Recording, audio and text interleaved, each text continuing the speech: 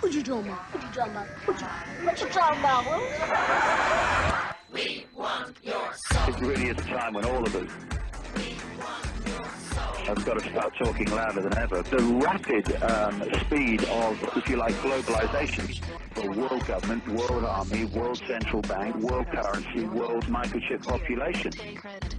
Don't be afraid. No. Be afraid. Be very afraid. The important thing is to know where they want to take us.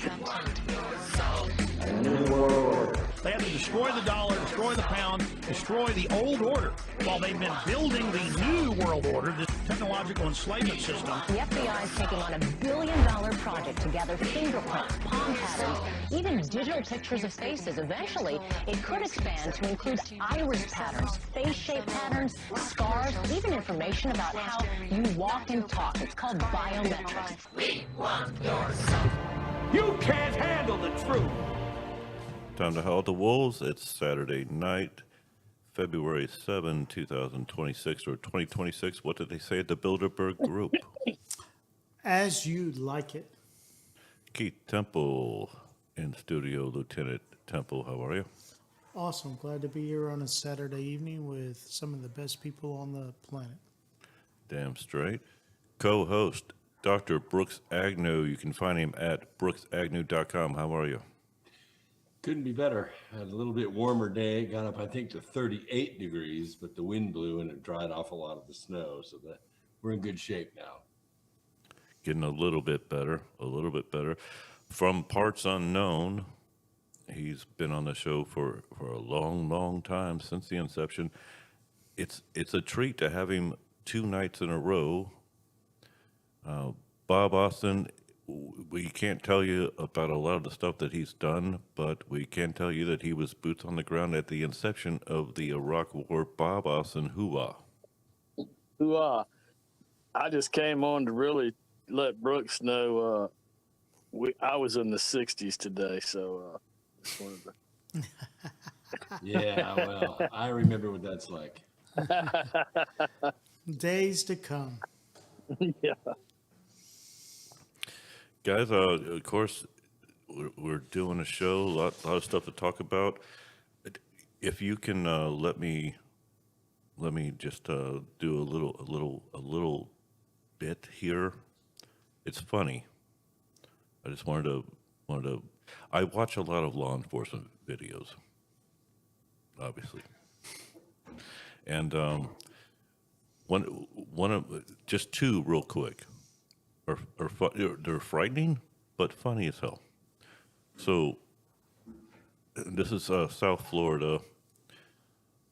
Deputy running radar pulls over this vehicle earlier this week, and she is doing 96 in a 50. Okay. And with the new super speeder law here in Florida, which I'm very happy with. I mean, she's 4 miles under immediately going to jail and getting her license suspended, but she did get her car towed and a court date. It's criminal speed. But when the officer approaches the vehicle, this is the funny thing. He approaches the vehicle and he says, I caught you at 96 and a 50. And she immediately interrupts him and says, "That's impossible because I had my what do they call it? You set your car. I never use it. Cruise control. Cruise control. Set at 85." And the deputy blinks for a moment, and he's like, "Well, let's just say my calibrated radar is incorrect. You're still doing 85. You're doing 35 over the speed limit." Still almost twice.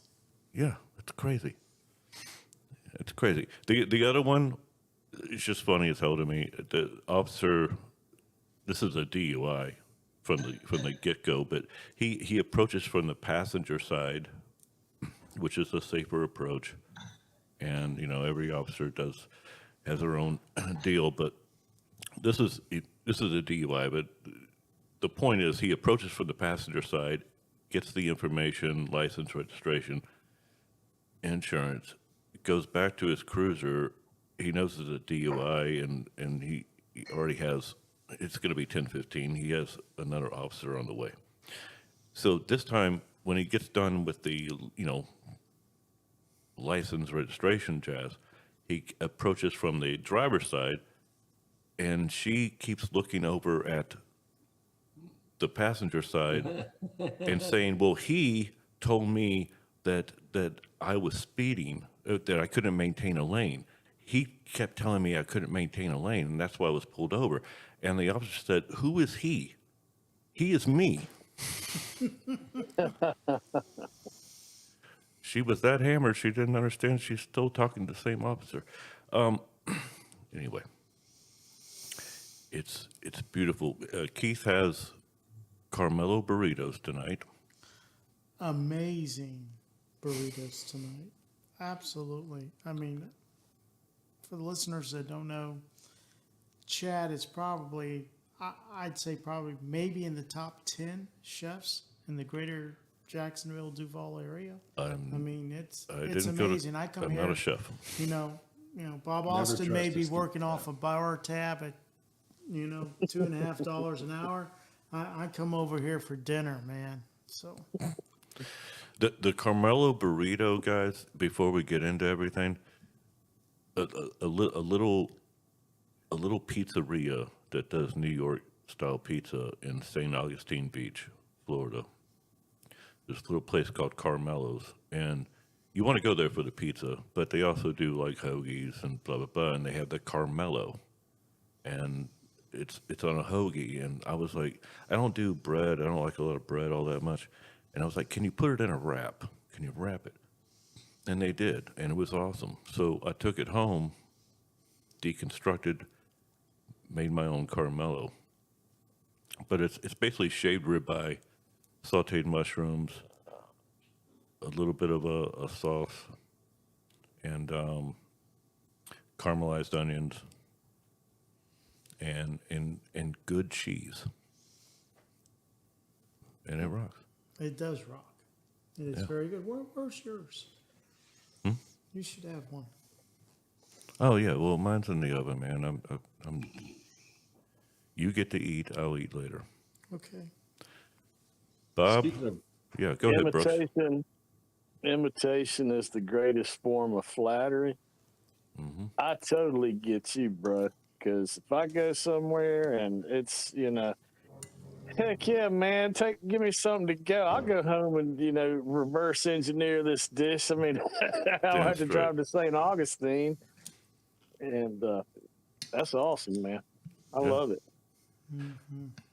Oh yeah, listen. Look up what makes it is Chef John Pierre's caramelized onions, which takes a long time to make.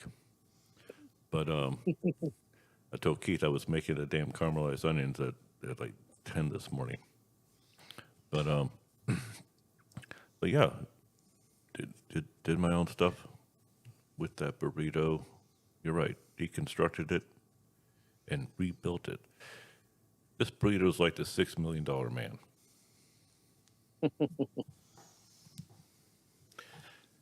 Brooks, so we can go anywhere.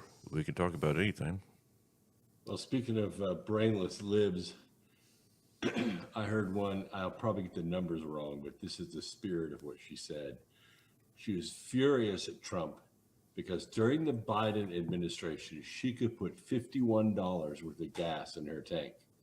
And after Trump became president, try as she might, she can only get $38 worth in her tank.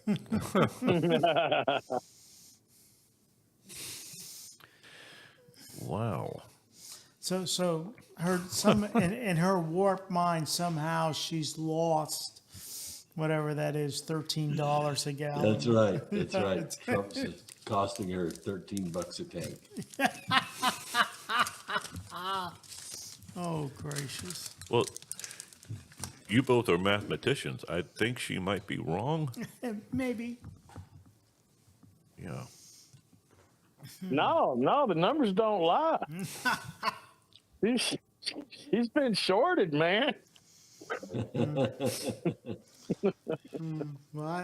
I used to laugh in the Biden administration that I could take home now $100 worth of groceries. And, used to be that I could only take home $50, dollars of groceries, in one car trip. Now I can get a whole $100. So I guess I'm twice as strong as I used to be, so who knows? Well, those predictions of $18 a carton for eggs didn't come true. Capitalism is wonderful. I mean, it has its ups and downs and its swings and its supply and its demand.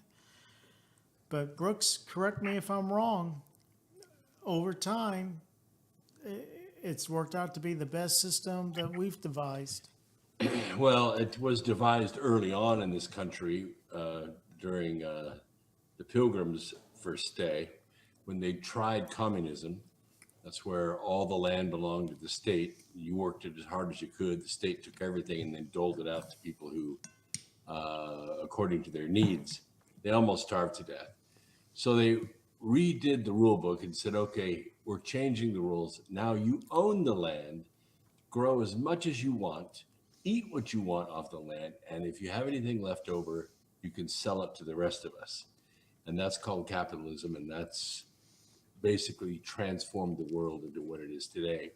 Capitalism has never, ever existed on the face of the earth before this country, and it has transformed this world, and we walked away, literally walked away from the New Testament and the Old Testament of the Bible 250 years ago.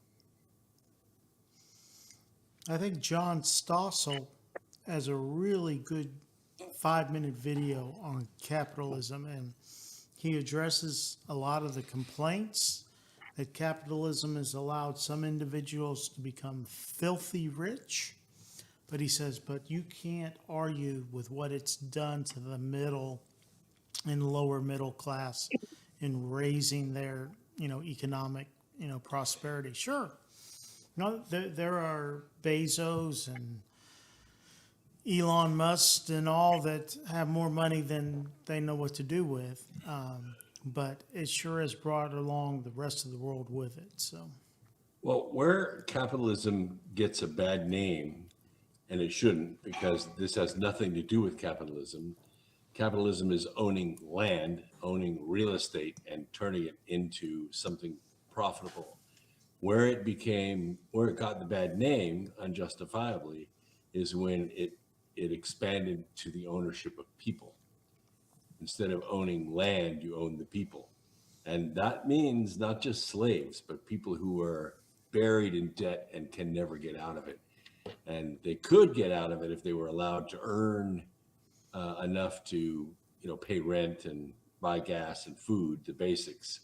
But they'll never get out of it. They're held in slavery by the Bezos and by not necessarily Musk. Musk pays his people pretty well. But the Bezos of the world, believe me, nobody in Amazon is killing it. Nobody in Washington Post is killing it. But you look at how much money these guys are making and how much money sometimes countries make and how little the people have. And that's not capitalism, that's fascism. That's a great distinction right there, Brooks. Yep. That's a big time distinction. well, and I'm in public education, and one of the raps that we've had is that in this idea of selling opportunity that hey, listen, everybody needs to go to college, and hey, just sign on this dotted line and we'll loan you $50,000 a year or more. Right? And sometimes that's not the right path for some people. And when they figure out it's not the right path, they're $200,000, $300,000 in debt. And then, now what you're going to do? Now you're just, like you say, Brooks, is a different type of enslavement, how do you get out from that? Well, some of this, not all of it, but some of this is through the laziness of the student themselves, because they're not only getting money for tuition, they're getting for books, or a tuition of books. They're getting it for rent, for food, for their lifestyle, for their car, clothes, all this stuff.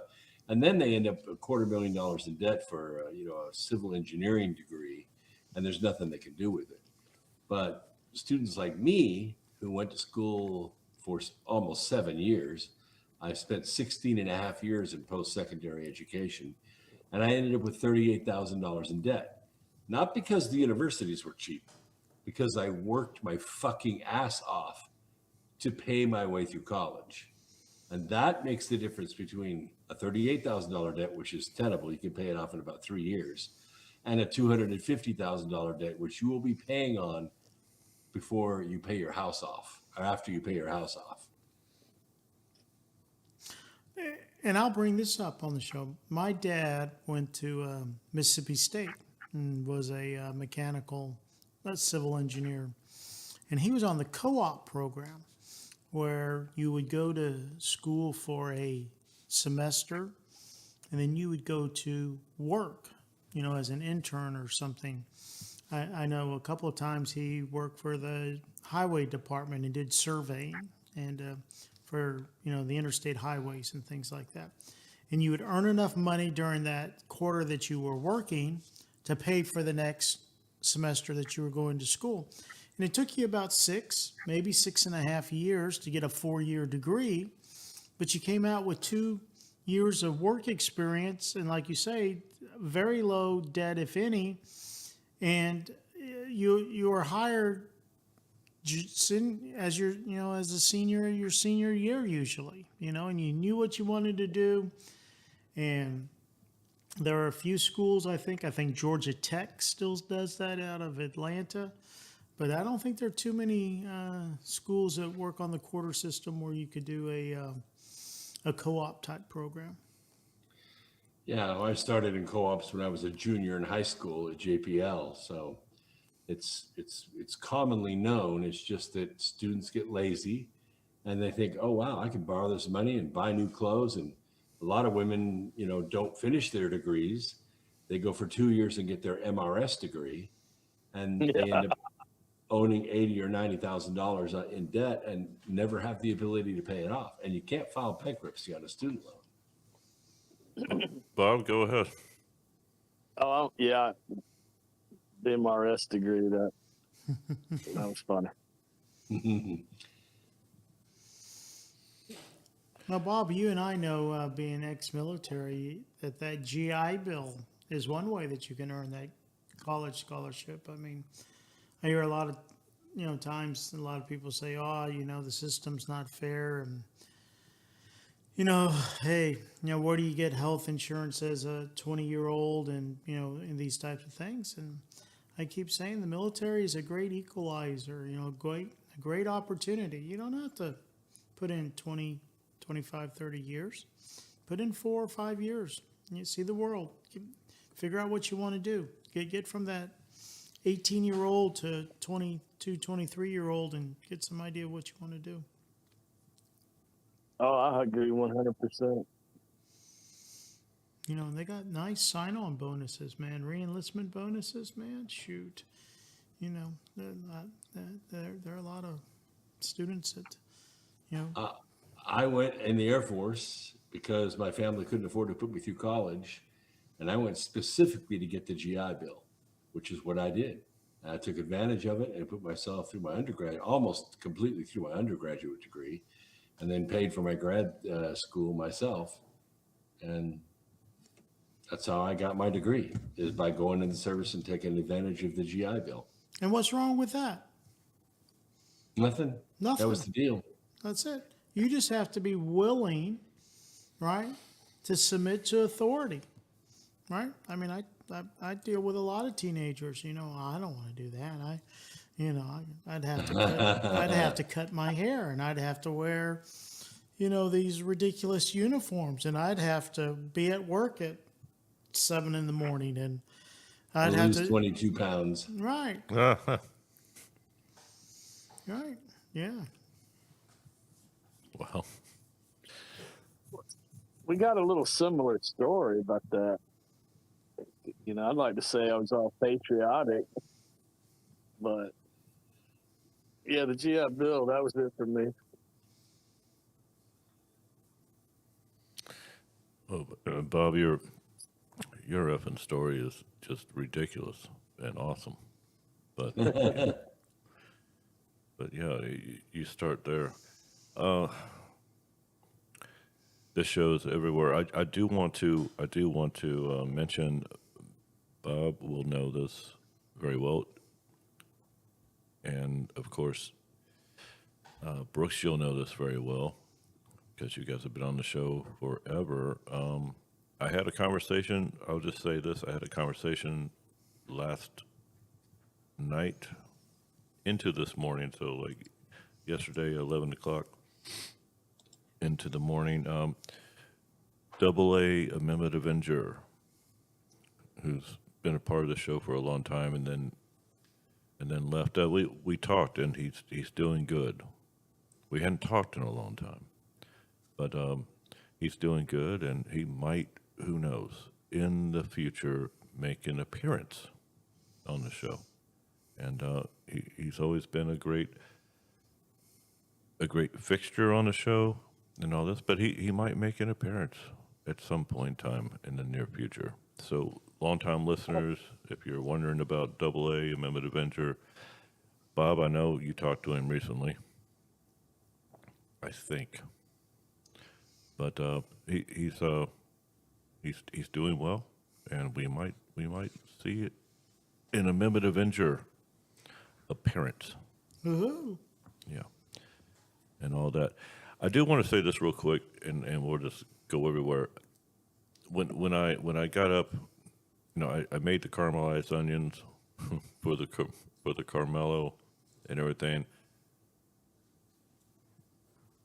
Long nights. I'm a night owl. I took a nap. I got up, and Bob, I don't know if you know this. I don't know if you guys know this, but I do want to say this just because I'm back and forth. I was telling Keith, I'm back and forth. Should I? I don't know, because I'm frustrated about the fact that when I woke up from my nap, my feed on YouTube had Brad Arnold. Brad Arnold passed away today. Wow. The lead singer of Three Doors Down.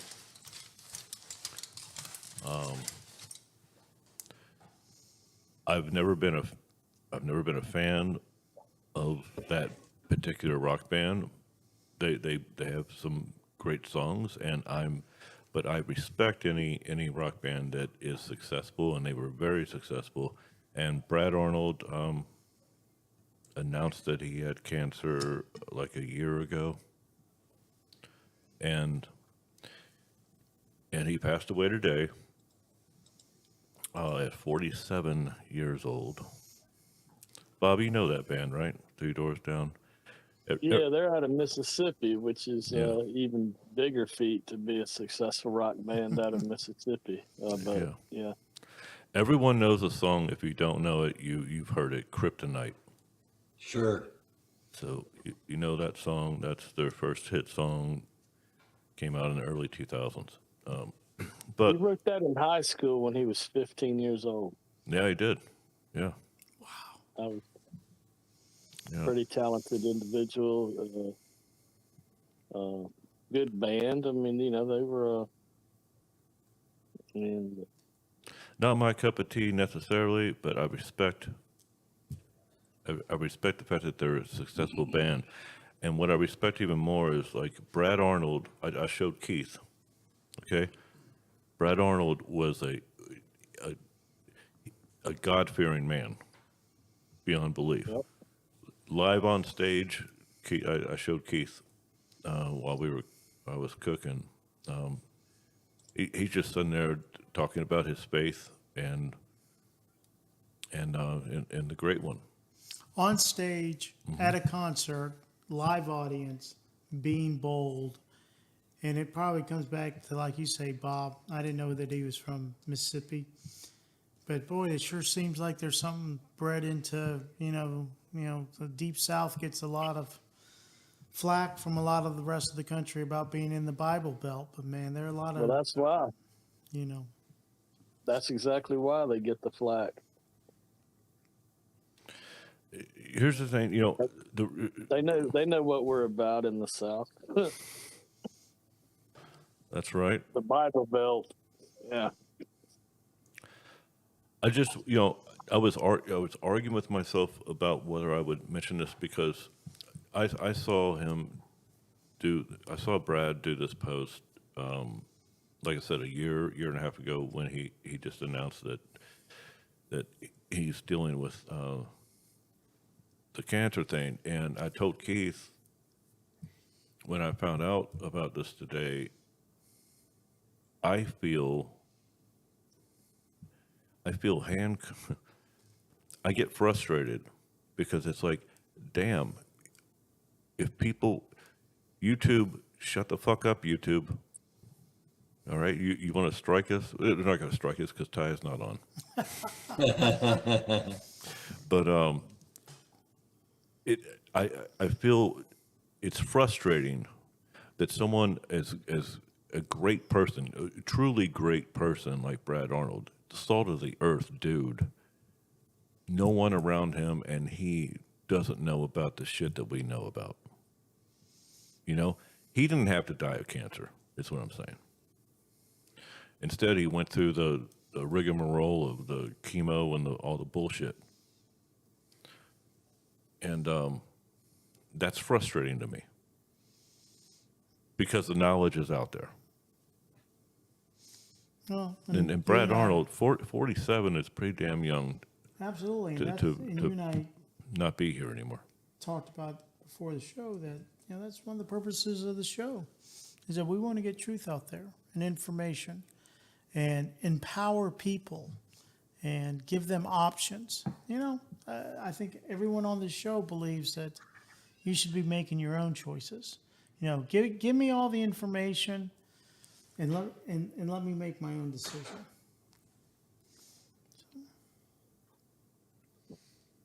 Well, yeah. But, yeah. So I just wanted to mention that. I wasn't trying to, be a downer. I give total kudos to Brad Arnold. What a brave individual. His faith in the Great One, and definitely made some awesome, huge hit songs. He and his band, and walked into his situation with total courage. I just wish he would have known what we know. Is all I'm saying. Yeah. Brooks, Well, you that's were forbidden knowledge.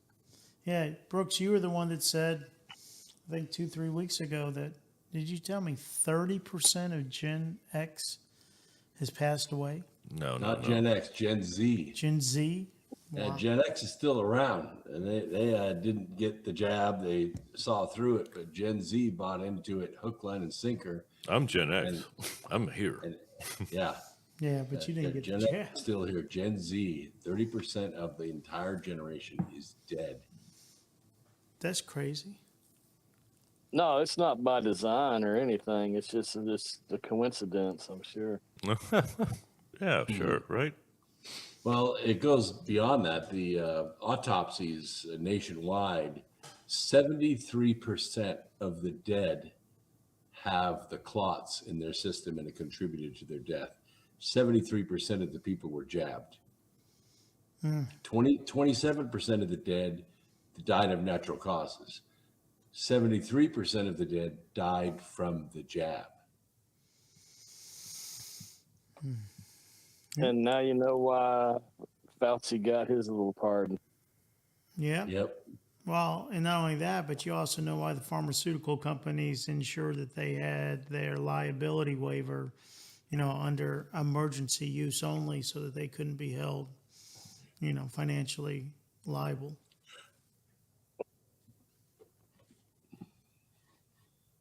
So tomorrow is the Super Bowl. Uh-huh. And I Nice, don't know Brooks. what percentage it is, but I think it's something like 80 to 85% of the people are going to watch the Turning Point USA halftime show. I'm part of that 85%. Yeah, I'm not watching any of it. I have to admit, there was, after the whole kneeling shit I said, I'm not watching football anymore. I probably went 5 years without watching a whole football game all the way through. Brooks, I'm with you. I'm with you on that. I think Bob is probably there. The moment they started kneeling, when was that? 2016, something like that. Kaepernick, is that the guy's name? The moment, Kaepernick. Kaepernick. but the league started it, you know, after that, I guess. But the moment that started happening, I was kind of done. Plus, Marino wasn't playing anymore anyway. He's been out for a little bit here, buddy. He's been out for a little bit. Give me another glass. I know, but you know, I watched. Well, I was still watching because Favre was playing. Now Favre's not playing. Brett's not playing. He's been out for a bit too. Well, he was the most exciting quarterback to watch after Marino, dude. Okay, whatever. What is this? Is this the sixth or seventh year that Jay-Z has been in charge? He's had the contract for the halftime show. Yeah, his ass is in a little trouble right now. Yeah, that's why I'm bringing that up. You know, what was his little buddy's name? Diddy. Diddy took the fall for everything, and then he had Comey's daughter as a prosecutor, which let him skate on. I mean, obviously she did a shitty job as a prosecutor to only get a couple of years and nothing for the major stuff. But Jay-Z walked free, and if you've ever, and we can talk about the politics of Neil and all that, but man, them halftime shows have been satanic as hell for the last. I mean, I quit watching that shit because it's just like, what in the air? They're not even hiding it anymore. Yeah. Nope. Beyonce. And now it makes, it's just on and on and on. Bad Bunny. I mean, come on. I mean, how? I liked it when they had the Who on and the Stones. I mean, those were halftime shows. Right.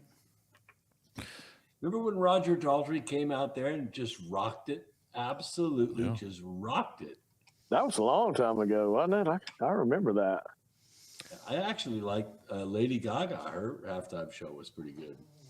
She's one of them, though. You know that, right? Mm-hmm.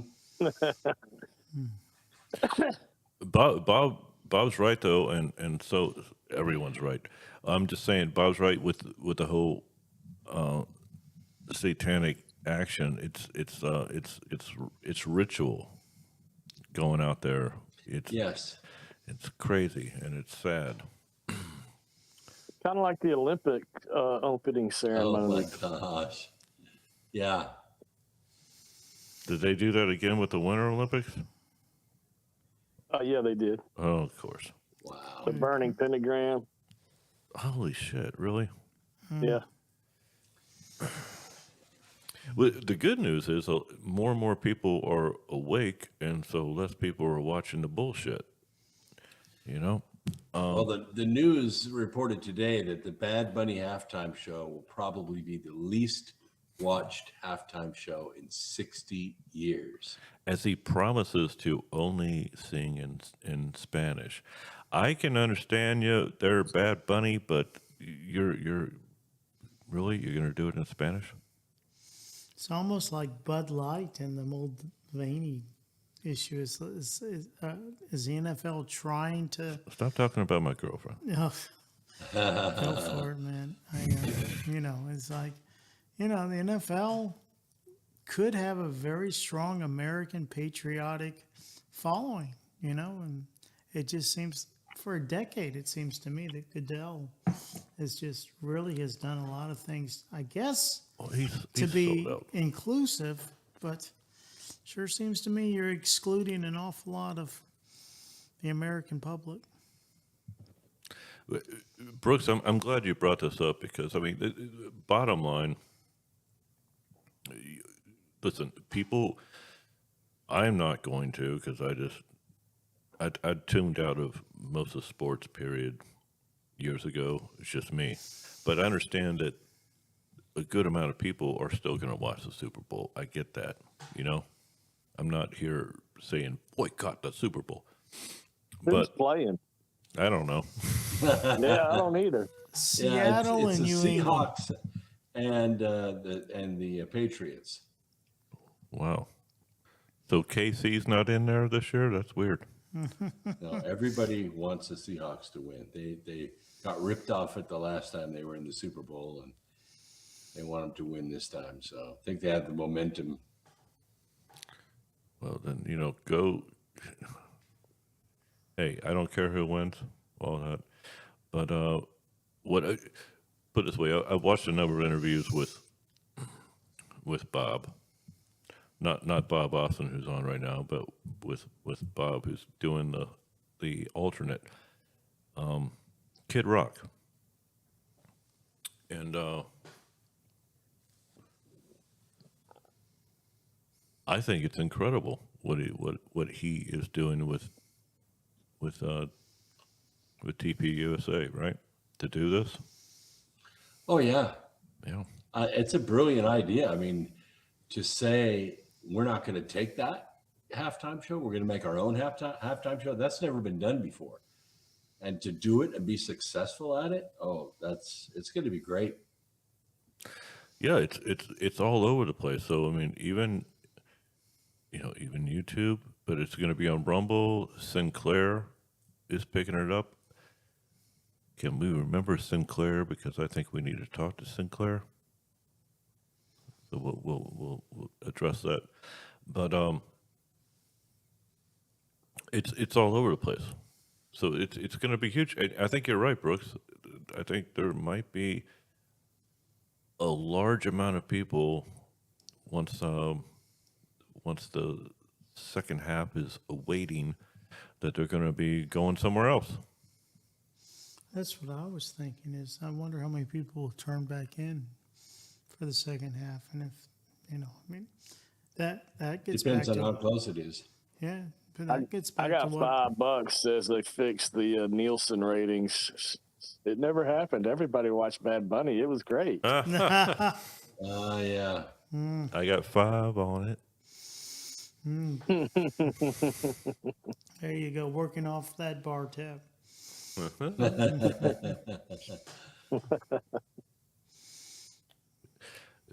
I think Bob might be right. The Nielsen ratings. No, everyone watched the Bad Bunny guy. Hey, What a stupid somebody- fucking name, by the way. Yeah. somebody told me this, and you guys are intelligent individuals, and you can understand chance and probability and all this kind of this and that. But somebody was telling me about something about the lottery, like the Powerball, that the CIA had fixed one or something, and for like $1 billion. Has anybody heard anything like that? I mean, I didn't deny it. Just like I was like, well, shit. I mean, they can rig elections. How the hell can't they rig a Powerball? I mean, it was billions of dollars. This was up in the billion. Over $1 billion. I was like, yeah. Why? How you trying to tell me some hacker can't get in there and just fix that? I mean, I think it was when the Powerball. Remember that? It was about a year ago, maybe longer. And it just like, instead of calling it, they waited like 5 hours or something to do it. Like, what? No, nobody's thought of that. No, what I had heard was something like the percentage of winners when it's like over like 500 million is something like 80% are government employees or something like that. Really? Oh my God. It's some astronomical number. That's where Bob's going right there. Yeah. I mean, I did hear that story a few weeks ago. Yeah, it's just kind of, I don't know. For me, it's possibilities, possible. What is actually impossible? All right. So everybody's got different views about what is possible and what is impossible. I haven't seen it yet. I haven't done it, but everything's possible. I mean, You've done a lot of the impossible. Shut up. there you go. Well, I mean, it's always possible, And it seems like this Epstein file release that's been going on for a couple. When did it start? Friday or something? The dump. Yeah. Just hey, did you know that Jeffrey Epstein says there's no gold at Fort Knox? That came out like. Well, no shit. I mean, if anything, it's probably tungsten that's been gold plated or something. Yeah. You know, how does Jeffrey Epstein know this? How does he know everybody who's anybody in every industry, whether it's science, medicine, pharmaceutical, Hollywood, music, whatever, dude, banking, trade. What the world is going on here, man? He's got to be the most interesting man in the world. I mean, he's been there and done that. I mean, and all the people talk about is the island. Nobody talks about his, the Zorro Ranch out in New Mexico. What kind of genetic stuff that they say testing and baby farming. Have you heard of any of this stuff? Making chimeras. Yeah. It's insane, man. And, chimeras, I mean, they've been doing it for a long time. Well, they say, what is it, 500,000 kids go missing in America every year? That's a lot. That's a tremendous number.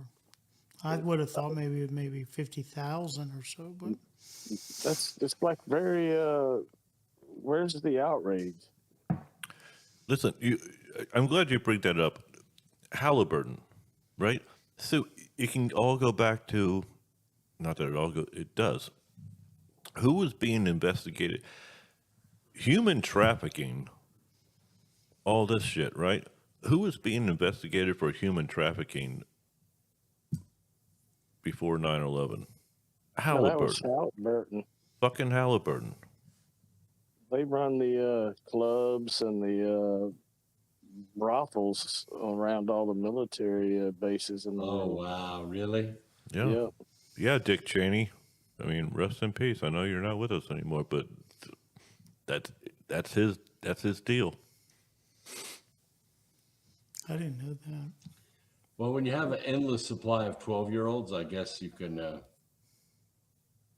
have your way in industry, in the power structure of the world.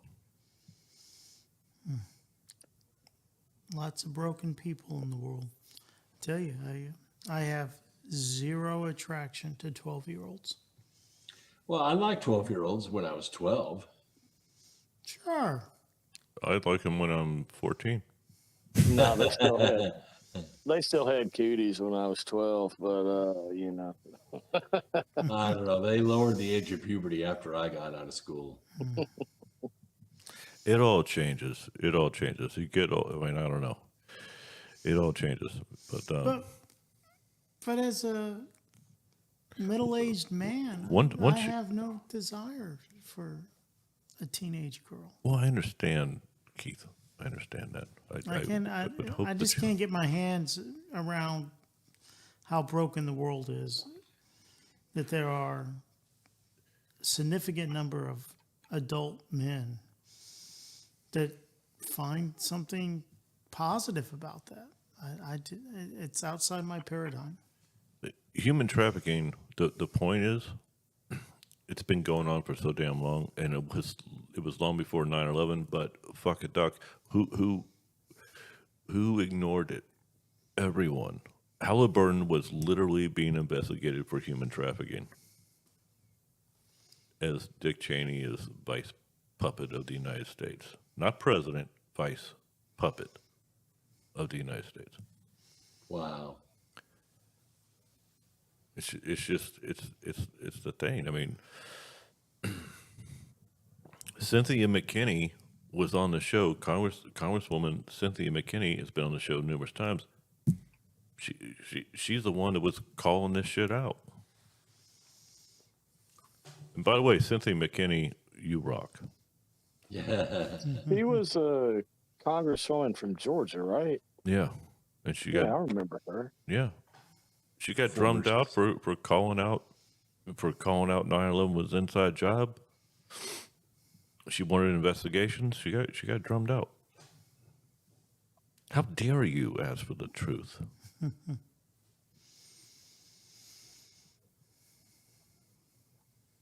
Yeah. So, which one of you guys is can actually tell me a point Me. in the last 60 years where, when you looked at your government, your president, your leaders, whatever, the administration, or the politics of the day, which one was like normal?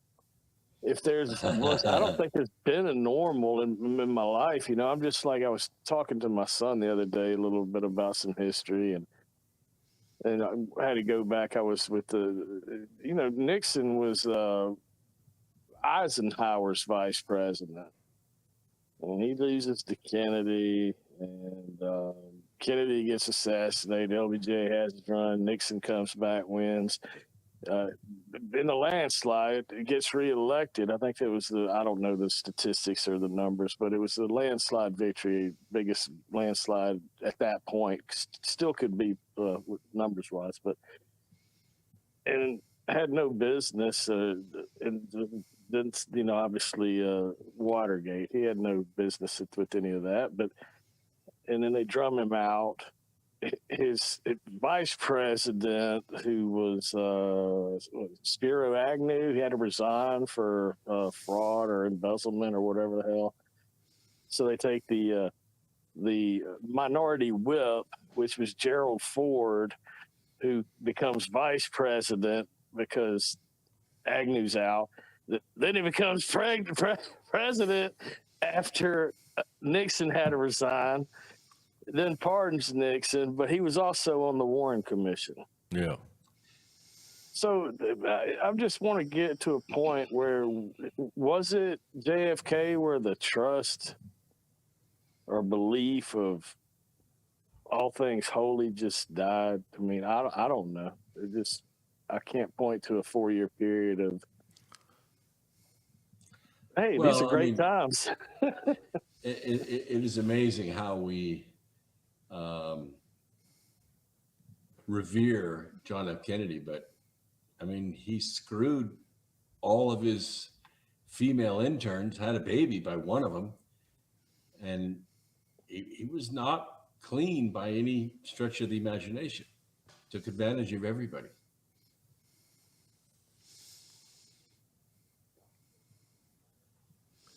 Well, the 60s were something. Good job. Marilyn Monroe. Listen, here's the deal. Damn it. This is before this radio show started, but it was 2008, and I don't know how, I forget how this conversation happened, but so this is going to be, it's always going to be controversial either way, but how the hell did this happen? It was a congressman who worked out of Oklahoma, and he worked for JFK, and he is adamant that JFK had Addison's disease, which is documented. And he said that those stories of him banging a bunch of people, blah, blah, blah, was back in the 60s to make him look virile. How about that? Huh. He was in a back brace. He had Addison's disease, so he couldn't possibly be going around banging chicks like a motherfucker. And so we can look at it both ways. I'm not either way. Let's say JFK was banging the living shit out of people, even though he had Addison's disease. That's They make documented. pills for that. Yeah, I'm just. There's no getting around the fact that he had Addison's disease, which would make it. But listen, either way, that dude was the last real president of the United States until Trump. until Trump. Yeah. He's the guy who actually stood up against the global syndicate, the New World Order. He's the one that stood up against those demonic, if you will, fucks. And no one else has. They've all been puppets of the United States. Reagan. Did he arrest anybody? I'll say this once again, because a lot of people bang on me when I say there's this gap between 35 and 45, who's now 47. They're like, what about Reagan? Reagan tried to be president of the United States, for real. He knew the same shit. He tried, and March of 81, he got shot, and he was never the same. I'm pretty fond of Reagan, but I don't disagree. I know that obviously he had some issues. George H.W. Bush was supposed to become president of the United States in March of 81. Yes. They were taking him out. Somehow, Hinckley. Yeah, John Hinckley, who the Bushes and the Hinckleys and the Clintons are very good family friends. And the Obamas. Of course. Well, W and Barry are cousins. Isn't this? Wow. Yeah, it's the truth. Because that's the you know this, Brooks, with the whole New World Order, the global syndicate, the bloodlines. Sure. Oh yeah. Trump's the only one that's not of the bloodline that everyone else is. And the global syndicate, and I talk about this in Charm of Favor, I think in chapter 3, the bloodline is the most paramount thing for the global syndicate because it's the DNA. It's the DNA that makes it possible for a demon to possess or to live in a human shell. Wow. And that Luciferian DNA has to be of a certain level or a demon cannot abide in a body. There sure are a couple of those Democrats that I look at and I say, man, you're no joke. It's, no joke. You look possessed. You act possessed. There's something about your residence that gives me off an issue of something's, awry. Yeah. Bob bringing that up and great color commentary, if you will, Brooks, right there. Charm of Favor, absolutely. And everyone should get Charm of Favor, by the way. I think you sent that to Scotty. He's read Charm of Favor. I sent him Glance of Angels, which is the sequel to it in the Deep State War series.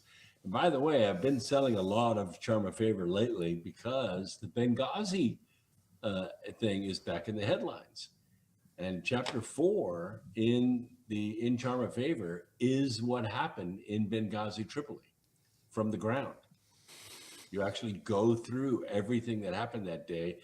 I guarantee you 98% of the people do not know what led up to Chris Stevens dying that day. And there's just stuff people don't know. Like, for instance, that was his first day there. He arrived that morning. He died that night. But he arrived in time for breakfast. And he stayed all day. And this is how he discovered everything that had gone wrong with the State Department, Hillary's State Department. And his discovery that the CIA was capturing weapons, Libyan weapons, missiles, rockets, and grenades, and exporting them to ISIS in Syria under Hillary getting scared. Well, Chris Stevens didn't know about that till he got there that morning. And this escalated very, very quickly. This is when he discovered that the two mercenaries that were there, they were contractors actually, they had tried to reach Hillary 600 times for more help. because they had 2 gates in this compound. And neither one of them worked. Chris Tonto. They just had guards at the openings because there were no gates. The gates didn't function. They requested over 100 times for the gates to be repaired, for good gates to be welded on so they could wall up, so they could protect the wall of the compound. And that went unheeded. But a lot of people don't know that there was a Turkish diplomat that showed up with his plane at the airport a few hundred yards from Benghazi, from the actual compound, and came to Chris Stevens and told him that they were about to be overrun, that Chris needed to come with him, get on their plane, and he would fly him out of the country and to safety. And Chris said, I can't leave my people here. He had like 6 people there with him. And so he stayed. And the Turkish guy, his plane was still running, by the way, drove back to the airport, flew away, and Chris Stevens died 2 hours later.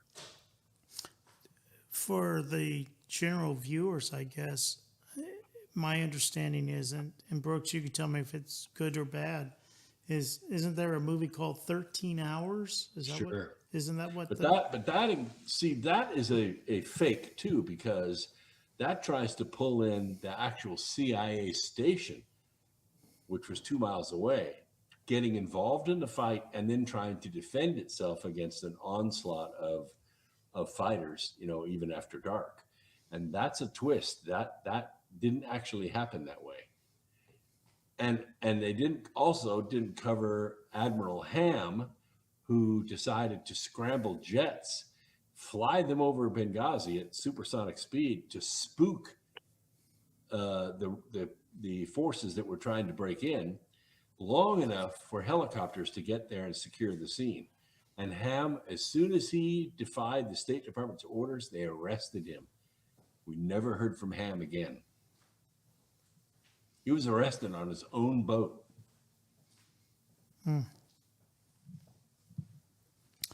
Well, we surely have discussed a lot of topics. There's a lot of questions about what is the official story,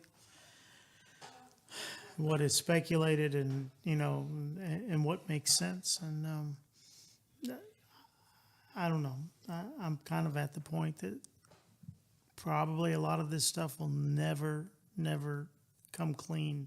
Oh, it will, because the book's out there. And Charm of Favor was a #1 bestseller 3 times. 3 times it went to #1 on Amazon. And it may go again with all this publicity. All of it's going to come out. I'm telling you, all of it's going to come out. And Benghazi, yes. Extortion 17, it's coming out. 9/11. Extortion has to happen first, but it's going to, yes. It's hard to know about 9/11 because the number of people that knew about it were huge. This was an institutional event that happened on 9/11. What happened in Benghazi was in a handful of people knew what was going on. Yeah. I was just going to say, Brooks, a number of people, there's so many, you're right. I mean, 9/11 is so intricate, which is the opposite of most people thinking. Well, if it was an inside job, so many people, we would have known. Well, we do. Yeah. We do, and they did. I mean, this was, I don't know, this was layers and layers of the Pentagon that knew what was going on. Yeah. There were people, I have a friend who's a fellow engineer, was late that day going to work at the Twin Towers, and that's the only reason he lived. But he told me that there were about 2,000 Israelis or Jewish people that worked in the Twin Towers. None of them showed up for work that day. 2,000 of them, none of them showed up for work that day. There's just too many people that knew 9/11 was going to happen. And 9/11 was going to happen no matter who got elected. Yep. Al Gore, 9/11 was going to happen. It was a tactic to make the American people give up their rights and let the Patriot Act be sworn into law. Patriot Act was written about 10 years before, and Congress, at least the leadership of Congress, said there is no way the American people will agree to this. And they wouldn't. They're not gonna give up their 9/11, rights. no way in the world would we do that. That's right. That's right. September 10th, I could have got on an airplane and my family could have wished me goodbye at the gate. After that, Take your shoes off. it was over. Yeah, it was over. We lost our freedoms forever. Everyone in the whole world, it wasn't just the US, it's everywhere. Yeah, that's part of the PSYOP control right there. Bob, we don't. I was going to mention something, but we don't have to mention that. But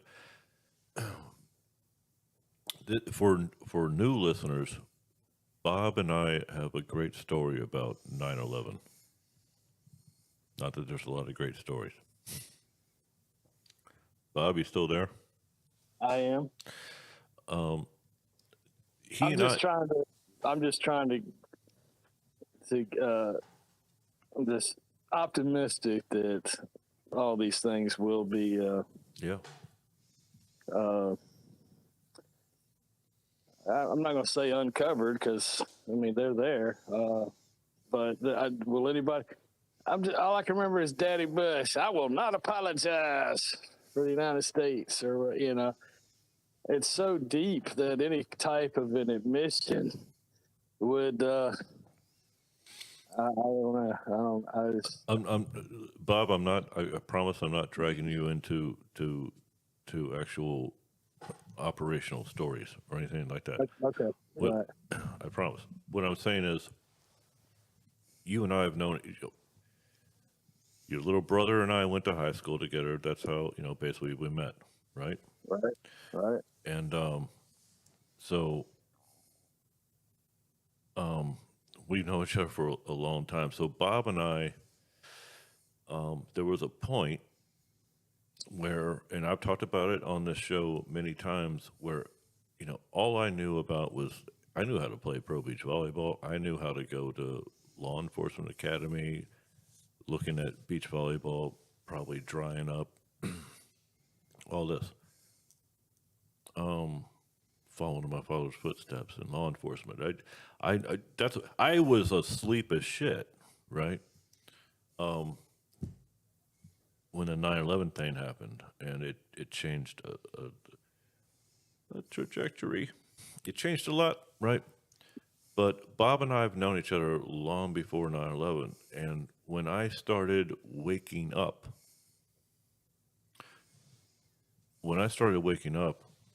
and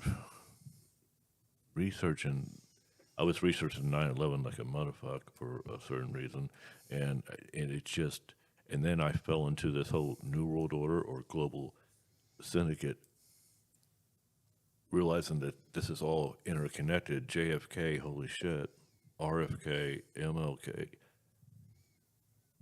Looking in, it's beyond rabbit holes, but they're all connected. And Bob, you were home, you were stateside at I think it was like 2005, right? Yeah. And we're all best friends. Jimmy, Dick Johnson, who is Jimmy, and Bob's stateside, and we're having this house party at Dick Johnson's house. A lot of people hanging out, having a good time. There's alcohol, obviously, and food. And I'm newly awake, Brooks. Right? Yeah. I'm newly awake to the point I've been researching this shit for basically from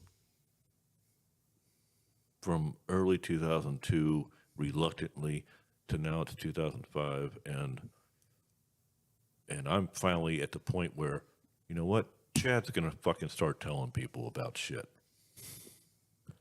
I picked the wrong night in a way,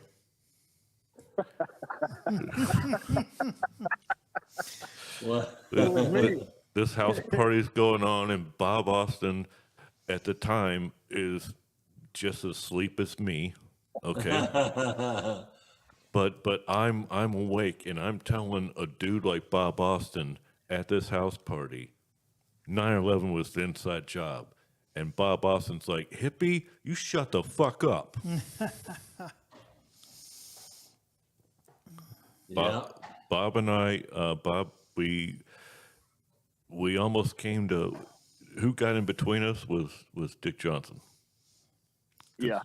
Because we were gonna fight it out. Yeah. Lots of testosterone between the three of you guys. Tensions were really, really high. I mean, I can't think of ever being outside of friendship. That was what it was all about. Because, you know. I mean, you didn't want to hear me saying that shit at that time, you know. And listen, if not for Dick Johnson, I would not be here because that's Bob fucking Austin. Well, it was an uncomfortable truth, and you know, we didn't speak For like 2 years after that. but unbeknownst to you, that every moment of free time that I had, I was just researching, going down the rabbit holes or whatever, you know, but it became so apparent. And I remember calling you, hey man, yeah, you were right. I saw Bob's number pop up on my phone like a year and a half, 2 years later, whatever it was, and it was like 2007, and I was like, Bob's calling me, and I said, hey Bob, and he's like, hey man, you're right. but the thing is, that was huge for him and me, but even bigger step for Bob, you know, to say, you know what, I'm going to look into this, because at the same time, you're like, holy shit, we were sent here for this shit. It's all bullshit. Well, the system had us divided politically, and we were both useful idiots at that point, I believe, and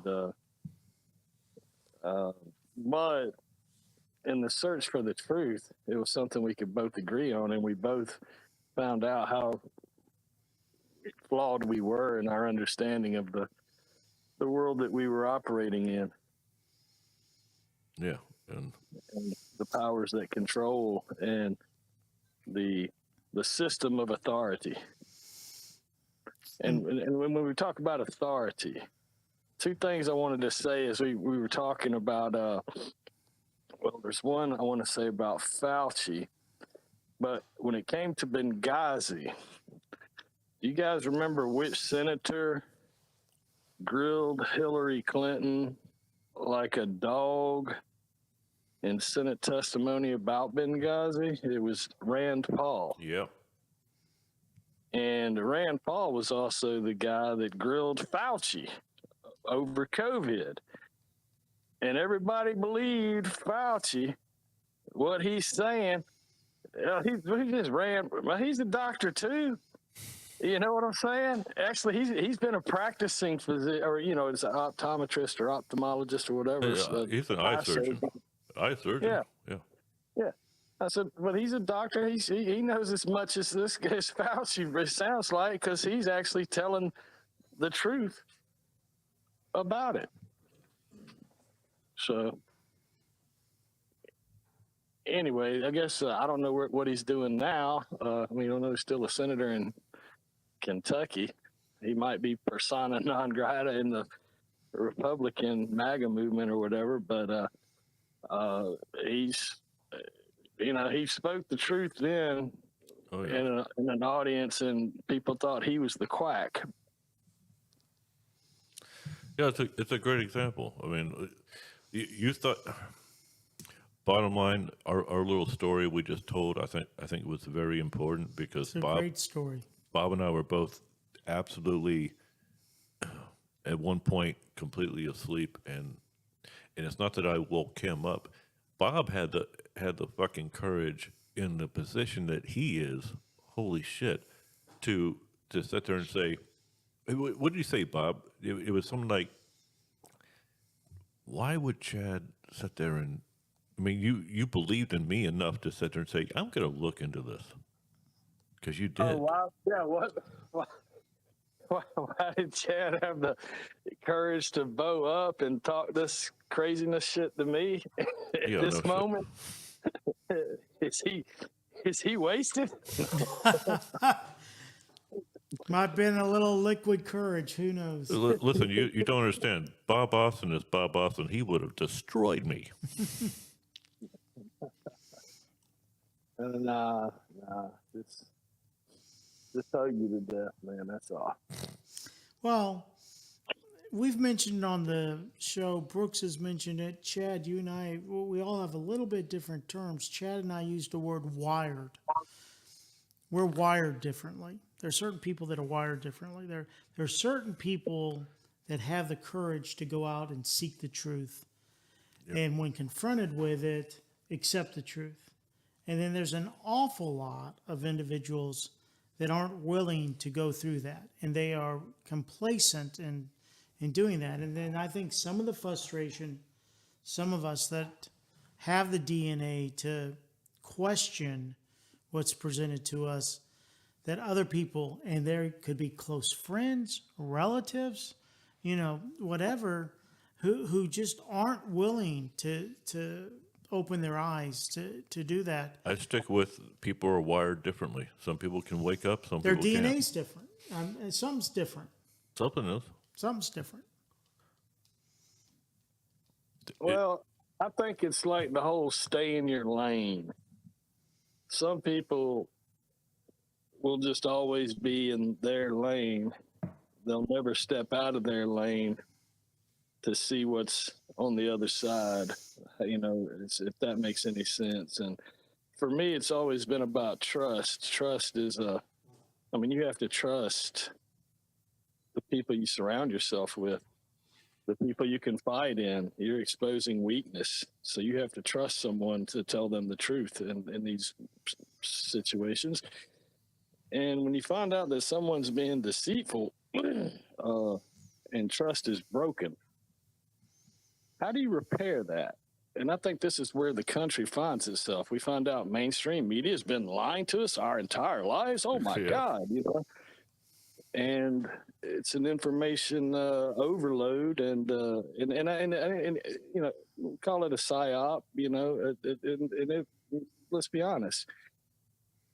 I can't say anything, man. But yeah, there's bad things that go on, and there's bad people, and they can justify doing bad things because it's for the common good, whatever. That's a philosophical debate, and people with religious reservations, and all I know is trust in God, because this world is fucked. That's just my opinion. Trust in the great one. Rock on. Brooks, I think that's listen, it's people, we talked about it, and I'm glad you brought it up, Keith, and I'm glad you expounded on that, Bob, right there. But Brooks, people are wired differently. There's people who can wake up, and just in my opinion, that's why I think Keith, there's people I cannot wake up. You could put the facts upon the facts in front of people, and they're like, no. You can't wake them up to trying ivermectin or colloidal silver. No, fuck you. I'm taking my cold medicine, and I'm gonna deal with the cold. I'm going to have the flu. You can't wake them up to. You just can't. Let alone something like 9/11. Yeah, I know. I when 9/11 happened, I told the story, but it's true. I had started and owned a freight airline, and I was getting ready to take my freight airline to scheduled service, which means I had to either start up a 121 license on my own or I had to purchase an existing one. Well, I decided to purchase an existing one. So, in order to do that, in order to qualify, I had to go through a series of background checks, one of which was a FBI background check. And my schedule for my FBI interview at my station in Morristown, Tennessee, was 9/11. And I got a phone call from the FBI about 8:40, something like that, on 9/11. And he said, this is Agent so, Special Agent so-and-so. I'm the guy that's coming down, blah, blah, blah. I guess you know I'm not coming. I said, well, why aren't you coming? He said, turn the TV on.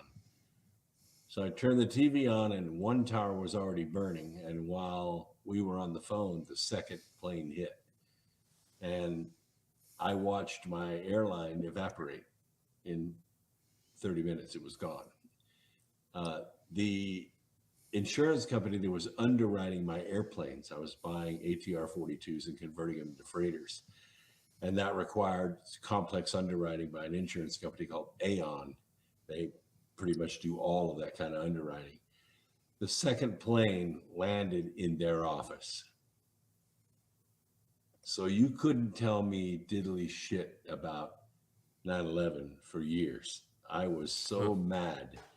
I was so angry. I lost all my money. I had enough money to pay payroll for about 2 months, insurance for about 1 more month, and then that was it. I was out of money, and I had to go back to working a regular job. But you could not tell me that that wasn't Arab terrorists for years. And then somebody got through to me on the Pentagon. I watched it over and over and over again. And listen, there's one thing I know about, it's airplanes. And that was not a 757 that hit the side of that building. And that's what cracked it for me and started opening up. And I started investigating and I became a convert. That is absolutely. That is absolutely. You see, and the thing is, Bob knows this. At the time that I was researching 9/11, big time. I had to have a babysitter. Dick Johnson, the guy who saved my life from Bob Austin. So after 9/11, Dick Johnson and I, we were roommates for 5 years, and I'm sitting there with this researching this 9/11 thing reluctantly, and Brooks, I sat there, I kid you not, I remember sitting at this screen for over 5 hours watching whatever was supposed to have hit the west wall of the Pentagon. Yeah. Supposedly it was American 77 going into the west wall of the Pentagon. I watched it over and over again, and I broke down into tears because I had a friend that was telling me, whispering to me, Chad, 9/11 was an inside job. Chad, you need to research this. I know it hurts, but you need to research this. He was telling me that, and he just kept telling me that. So I finally started doing it. When I watched the west wall of the Pentagon, that little bullshit from the guard shack that they released to everyone, there's 88 cameras that were confiscated immediately that day. We can't clearly see. There's 88 cameras. It's the Pentagon. Why are those cameras confiscated? People who are wired differently, they don't want to ask those questions. They're good with the guard shack bullshit. Yep. Video, right? But there is no Boeing 757 going into the west wall of the Pentagon. the American 70s. So Brooks, you and I woke up the same way, is what I'm saying, to 9/11. I was like, Yeah, but see, holy that was shit. just the crack. Once you figure out the other 3 airplanes, exactly. Yeah. that's when you start crying, because then you say to yourself, wait a minute. Somebody on our side killed all those people and made us believe it was Arabs that did it. See, for me, it was building 7, 8, whichever, the Solomon Brothers building. I watched that, and I'm like, you're going to tell me that this building, not hit by a plane, right, collapsed in this manner totally, through office fires of desk and filing cabinets? Come on. And so that went, but it took maybe 10 years, maybe 8, maybe 11. I'm not sure, but it took a while. Some people, and then for some reason it showed up on my social media. On the 10-year anniversary of, and one of the. Was it after Adam and I started talking to you, or before? No, it was before. I mean, Okay. it was before that, but. Anyway, and then your guest, Richard Gage, I watched some of his stuff and listened to some of the stuff he talked about. And, I have an engineering degree from a pretty good school. And I said, you're right. This just, and then Jesse Ventura, right? Who was a SEAL before he was governor of Minnesota, not necessarily a total quack, saying, I've participated and been involved with a lot of controlled demolitions, and this was a controlled demolition. Jesse was on the show in 2013. Oh wow. Yeah. I don't know how he's different story with Jesse now. I think something's going on. He's in the Baja. Yeah, but he was on the show 2013. Well, that was when he was describing it, politics as the WWE. Yeah. And that, I still use that analogy, Jesse said it like this, when the lights are on, they're facing the heel, man. They're arguing, they're throwing chairs, temper tantrums, but when the session's over, they get in the same car and go to the same club and drink at the same table, and you're laughing the whole way. Yeah. Great show. Mm. Yeah. And if you ever think about it, how is it that, like, we can call out, there's probably on 2 hands I can count all the Congress people which get airtime. They're the town crier or the complainer or whatever. I mean, and we'll go right now. AOC, Jasmine Crockett, Ilhan Omar. Illegal Omar. Illegal Omar, yeah. And but where's the other 435? What are they up to? And then you see a vote, and you see the same people on one side who, I'm not going to mention anybody's names. Murkowski, Collins. There's several others in there that, and it's just like, wow. Bob has a lot of, we all have perspective. He has a certain perspective of, you know what, you sent us over there to fucking get fucking killed. You sent us over there for profit. You sent us over there for bullshit reasons other than profit. This globalist agenda, you assholes. I'm just speaking for you, Bob, for a moment. You're right there, and people, the 22, 23 a day veterans that commit suicide. And I can't speak for anybody, but to say that realization isn't a life-changing, transformational thing. I mean, Chad, you knew who I was. You know what I'm saying? Yep. And you knew my response to anything like that.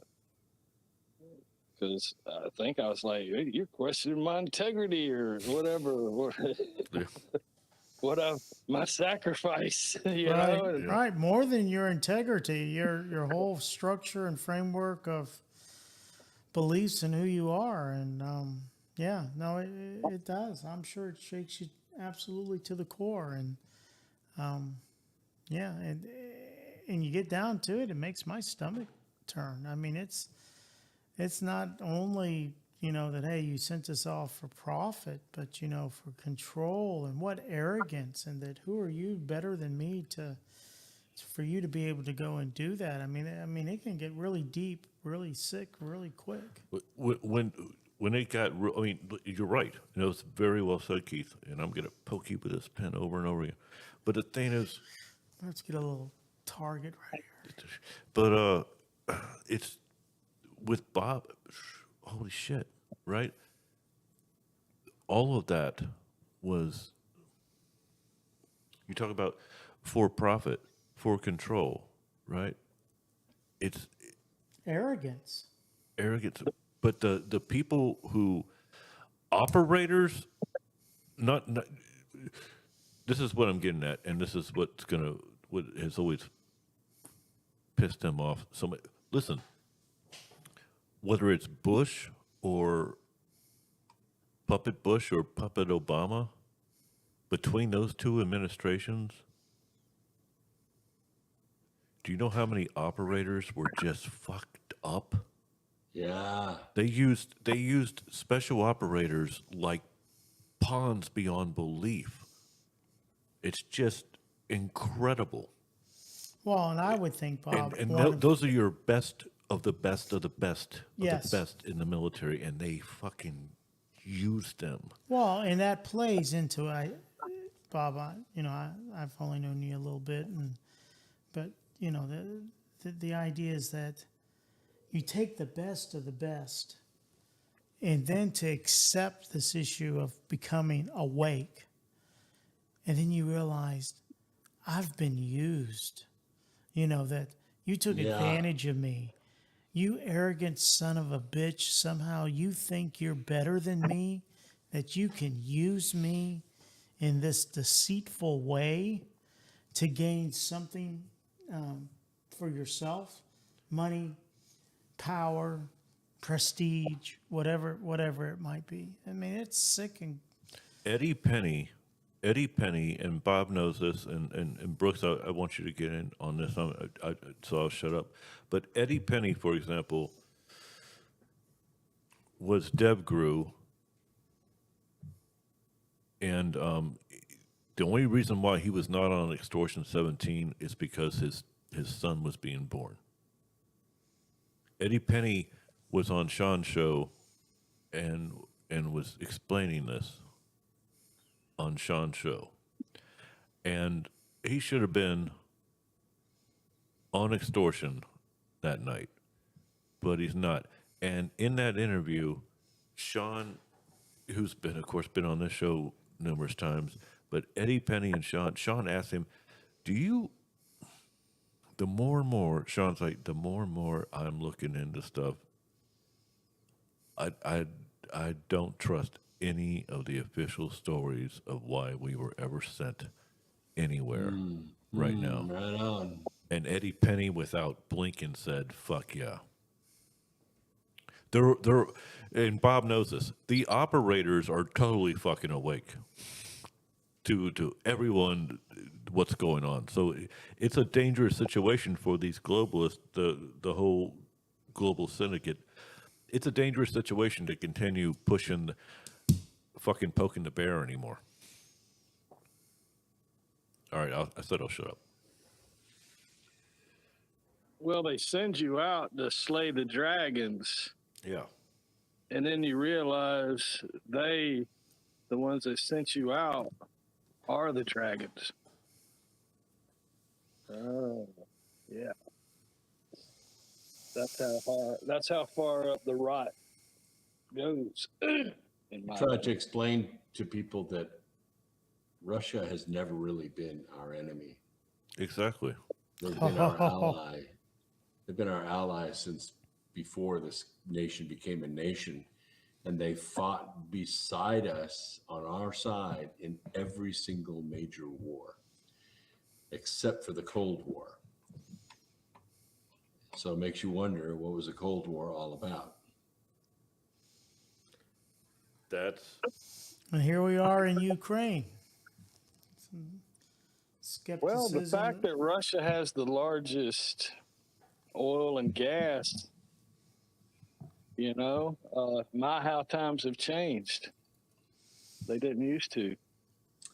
Well, they kind of always did. I mean, we always knew that Russia was a gas station posing as a country. But under communist rule, there was never the engine to make it productive and make it profitable. Once Putin became the leader and switched everything over to capitalism, and that took a while, they became the most productive, and they supply all of Europe with oil and gas. And then Europe complains that Russia's, trying to take them over, and yet they have all these contracts to buy energy from them. I mean, they lie so badly. You can't believe anything they say. Ursula von der Crazy and Christine Lagarde and the Schwabites, they all lie. And the only person, it seems, that's not lying is Putin.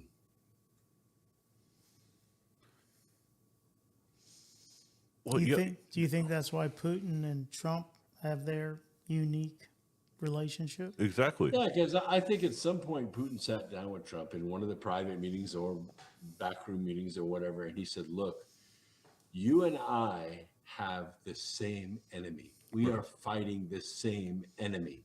Yep. And if they defeat us, they're going to defeat you. Brooks. And Putin straight up told him, let me tell you something, President Trump, there is no world without a Russia. Brooks, what, or Bob, you, without me looking this up, because I would have to look it up if you guys know, when the 2020 deal happened, that thing happened, whoever Putin's vice president was, I forget his name, he's quoted, so you could find it, he said, quote, after the election was stolen in 2020, he said in Russian, but he said it, it's translated, he said, Donald Trump was the greatest fighter against the New World Order. It's a quote. I don't know if it was Medvedev or Lavrov, but I would say it was probably Medvedev. But for him, so for that vice to say that Donald Trump was the greatest fighter against the New World Order, that's effing huge. Did MSM want to say anything about it? Make it? Of course not. They don't want to make it big news because exactly what you're saying, bringing up, Brooks, is who's fighting the New World Order, the global syndicate. Russia is fighting them just like we are. Russia's been fighting them for a long, long time. We've just recently had a new real president to fight the New World Order. And what's interesting about that vice president of Russia's statement in 2020 is he didn't know Trump was going to return in 2024. So if Trump was the greatest fighter in 2016 to 2020, that individual thought that Trump was done. Yeah. It was kind of a damn. He was the greatest. He was the greatest, and then all of a sudden he's resurrected, and here we are. Our God is wonderful. He had a wonderful plan, like our good friend Scotty Harris says. There's some silver lining in this Biden 2020, and it gave Trump 4 years, as you say, Brooks. But it's big. But it's big time. You're right, Keith. But I'm saying it's big time what Brooks is bringing up right there, because Russia, Putin, they know about the global syndicate, and that's what a lot of people don't understand is they've been fighting this New World Order jazz for a long time. Oh, yeah. They're behind enemy lines for a long Thousands time. of years. Yeah. And so with and you're right. And so with 47 becoming 47, it's a new day. It's a new day for the Russian bear. It's a new day for the American bald eagle. Well, You know what yeah. I'm saying? When you look at the overall plan that Christine Lagarde and Ursula von der Crazy and all these people have, actually the portion that they've let out of the bag, which is we need to invade Russia. We need to tear Russia apart and break it apart into a bunch of little Balkan states.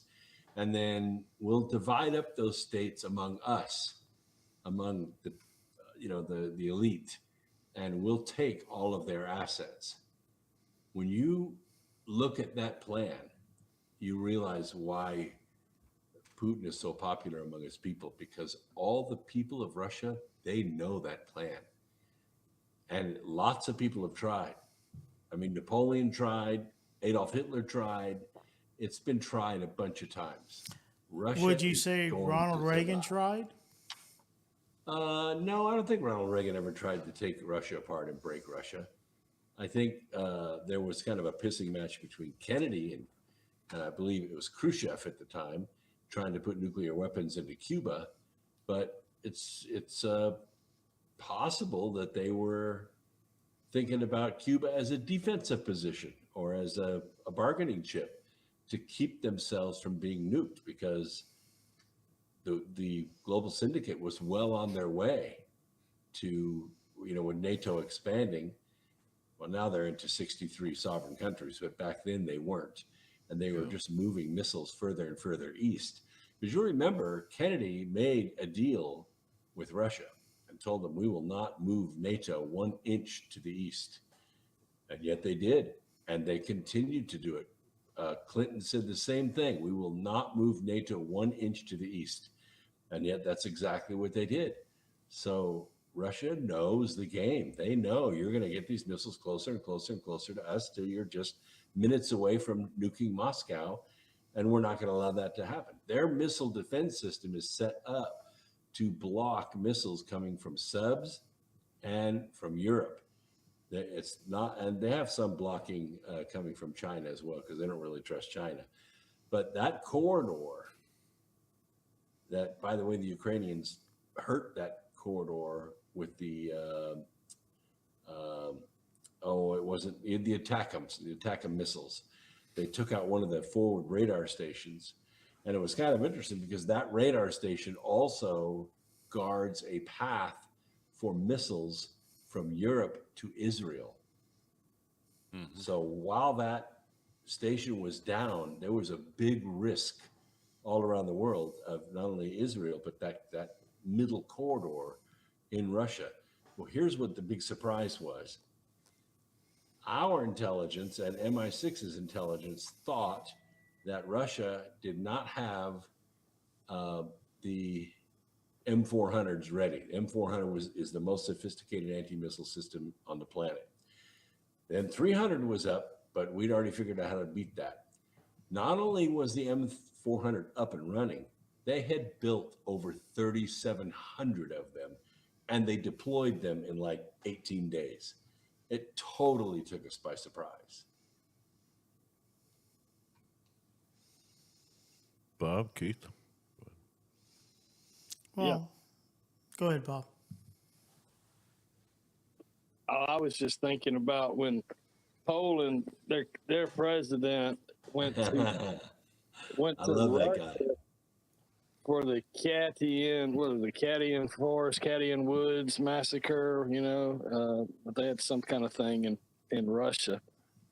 And the president of Poland and 100 of the top, military, science, whatever, they were all politicians, and they got shot down. Remember that on the way back?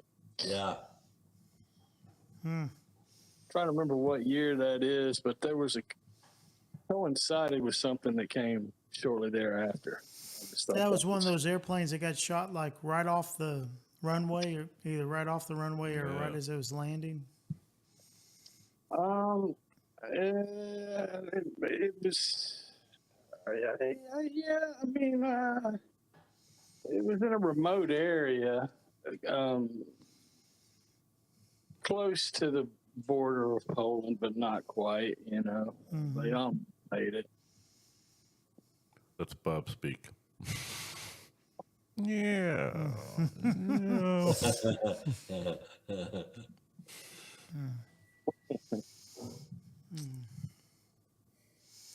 Interesting discussion tonight, guys. I've learned a lot. I listen an awful lot to you guys. Who controls it, Keith? Who do you think? Who's at the top of the pyramid? Ooh. Nice question, Booby. Well, I think ultimately, it's satanic. I think ultimately Lucifer. I think it's been going on so long through so many generations and so many shifts of leadership and power that there's no way that you could say that this is a man-made, overall arching situation. Who's in charge of it now? I think there's a lot of really wealthy individuals that are very broken that, are my pastor talks about that Satan has three bass lures that he throws out of his fishing, boat. He says, it's the pride of life, the lust of the eyes, and one of the other ones. Flesh. Yeah, there you go. And so, basically is, those things that we want to feel good, sex, drugs, rock and roll, whatever, Now, wait a minute, rock and roll. I don't Right. know. Hey, you stay away from our rock and roll. I got you, or it's power, And stay away from our sex, too. control, authority, right? Or it's, or it's money. It's physical possessions, and so I think there's people that are pursuing that, and they've bought into it. Whether or not it's like I think it was Brooks who said tonight and previously that there's some people that I honestly think have sold their souls to the devil. Whether or not it's DNA and they're possessed and whatever the issue is, But I think Bill Gates creeps me out. I mean, there's a lot of people that just, Well, it's Bob and I. That's a great question, Bob, and it's a great answer, Keith, because ultimately, yes, it is, and obviously, Brooks agreed. It's satanic. It's Lucifer. It is, but the question is, the guy with the green lampshade on his head, standing in the corner of the room at the party. Who is that person actually controlling everything? And you're right, because it's generational. Soros tonight. I'd The say Soros. the Rothschilds. Sure. Okay, so there's no one. It is the global syndicate. It's the people, the New World Order. Those people. But there is head to it. Yeah. And all of the evidence that I've been able to gather, and there's an expert out there who's pretty good at it. He's been on my program twice. He says it's King Charles. And if you go back and look at all the organizations that head up the global syndicate, League of Nations, NATO, the UN, they're all started by King Charles, all of them. Now he looks like a doofus, and that may be part of his deception, but it's quite possible if there's a living man on the earth that's in charge of the global syndicate, it's King Charles. So people out there that think that Britain is our ally are fools. They have never been our ally, and they never will be our ally. And Wimbledon sucks. Yeah, they're kind of a little bit bitter about Lexington Concord in 1776 and the War of 1812, and They can't even have a Brit win Wimbledon. Anyway, And don't forget that they also outfinanced the Civil War, which we lost more Americans than any other war in history. no, Brooks, I think you're right there. I mean, I don't think So does this get passed on to Prince William, or does this go on to somebody else? it's the house of Unknown. As I said an hour ago, the bloodline is the most important thing Yes. for the global syndicate.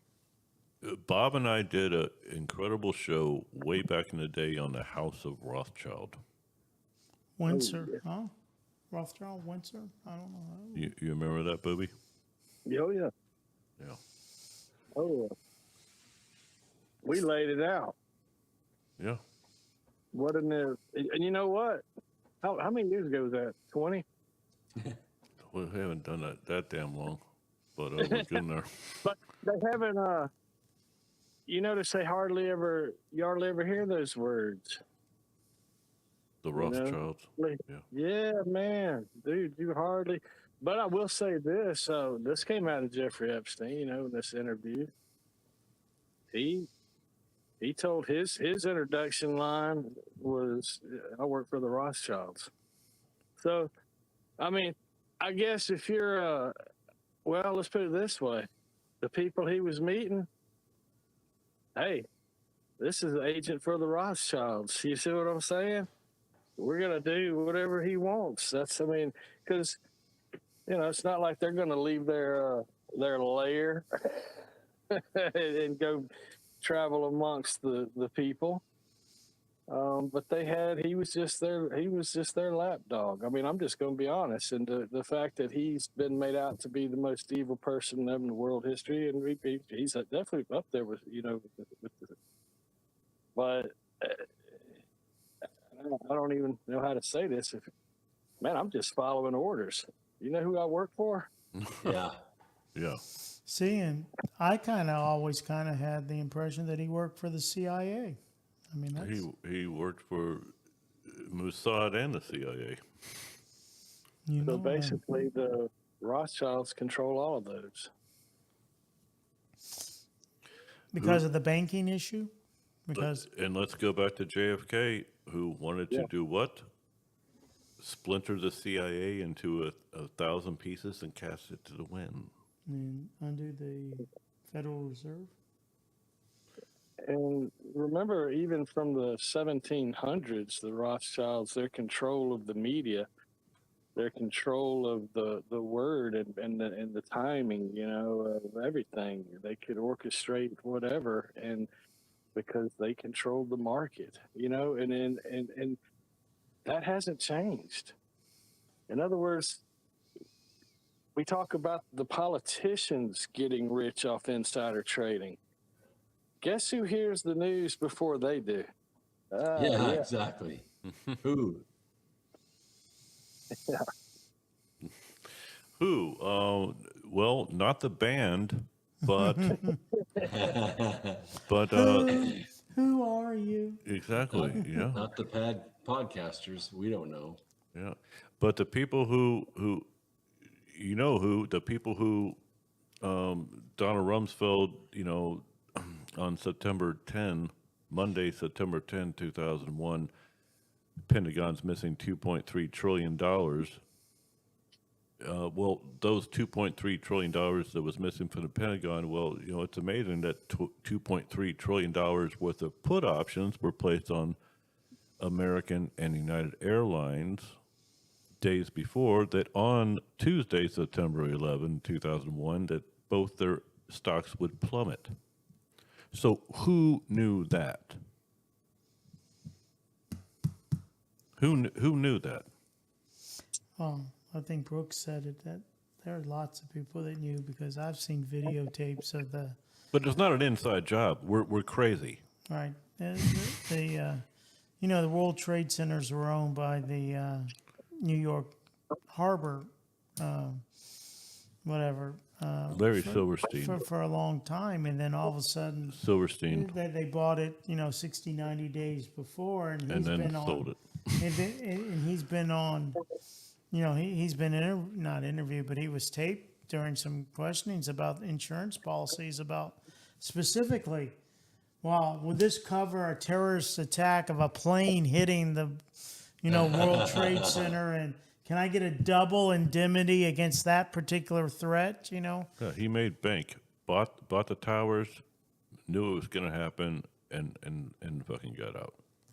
Yeah. Yes. No. It wasn't a double for the whole one incident. That's two separate, and you got to pay for all of it. That's right. 2 planes. Yeah. Right. 2 buildings. That's right. That's exactly right. Well, he also owned Salomon Brothers building. So there's WTC, there's South North Tower and Building 7. One thing, I don't know if we've ever talked about this. I hadn't heard it mentioned before, but something I found quite fascinating. Huma Abedin. You remember Huma? Illegal Haberdine. I'm just saying. Hummer Wiener? Oh, yeah. Yeah. The Wiener guy. Yeah. Well, she was supposedly in that Frazzle Drip video. She was Hillary's top aide or whatever. Mm-hmm. Anyway, I hadn't heard or thought about her for years. I hadn't, and then it must have been a couple of years ago. Dadgummit, man, she's dating, what was that actor's name? Bradley Cooper. I'm like, wow, what a weird match. Are you serious? I'm totally serious. Yeah, they were set up and they were dating hot and heavy for a minute, but lo and behold, out of nowhere, man, next thing I know, she's married. Bingo. She got married to Alex Soros. See? Well, isn't George is getting old, George is getting old, and Alex Soros isn't that damn young either. But holy hell. His son needs a handler, Well, isn't Bill and Hillary's daughter Chelsea? Isn't she married to a Soros? Who's she married? She's married to somebody. Well, hedge fund manager. I forget what his name is.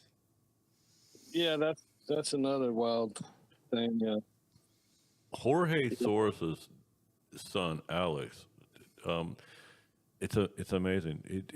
Listen, you talk about the global syndicate. That's one of the top dudes continuing to run shit. And I'm with California too. Yeah. I'm with you on Brooks with King Charles, and it's the Rothschilds, but the Soros is holy shit. They're in there. They're in like Flint. Alex. So Alejandro Soros. I had to switch it to Spanish for a moment. Brooks, did you ever see that painting that they had of Prince Charles? And it was all red. Oh, yeah. Just evil, satanic as shit, man. Like, yep. Helen Keller could see that shit. That's pretty damn good. Bob. All right. Yeah, hell yeah. Cool. Yeah. Oh my God, dude.